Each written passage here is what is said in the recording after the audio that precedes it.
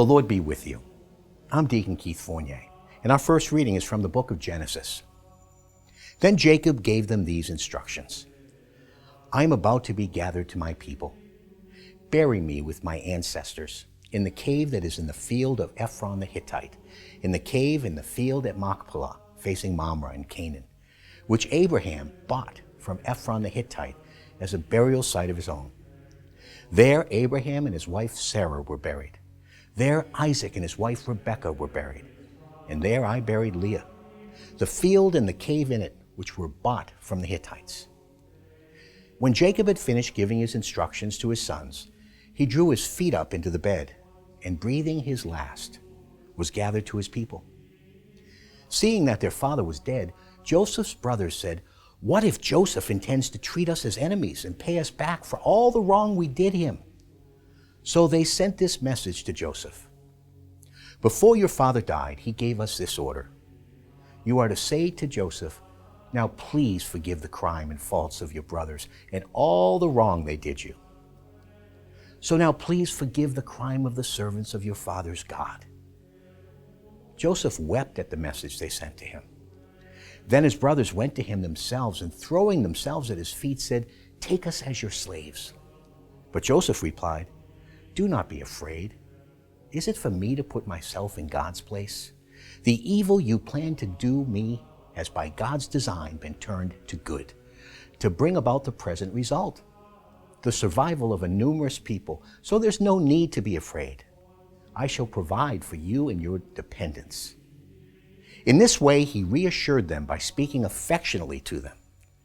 So Joseph stayed in Egypt with his father's family, and Joseph lived 110 years.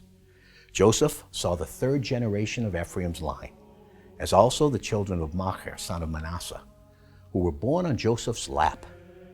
At length, Joseph said to his brothers, "I am about to die, but God will be sure to remember you kindly and take you out of this country to the country which he promised on oath to Abraham, Isaac, and Jacob." And our response is from Psalm 105. Alleluia. Give thanks to Yahweh, call on his name. Proclaim his deeds to the peoples. Sing to him, make music for him. Recount all his wonders. Glory in his holy name. Let the hearts that seek Yahweh rejoice. Seek Yahweh and his strength. Tirelessly seek his presence.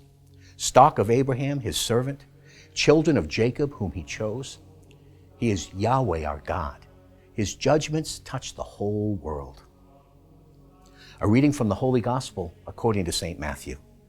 Jesus said, "A disciple is not superior to his teacher, nor slave to master. It is enough for a disciple to grow to be like his teacher and slave like master.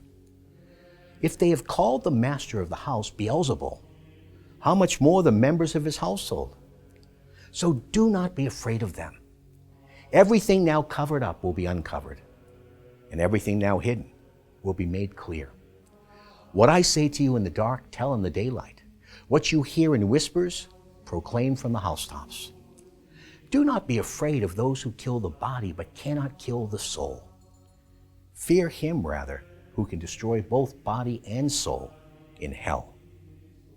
Can you not buy 2 sparrows for a penny? And yet not one falls to the ground without your Father knowing. Why, every hair on your head has been counted, so there's no need to be afraid. You are worth more than many sparrows. So if anyone declares himself for me in the presence of human beings, I will declare myself for him in the presence of my Father in heaven. But the one who disowns me in the presence of human beings, I will disown in the presence of my Father in heaven." The Gospel of the Lord.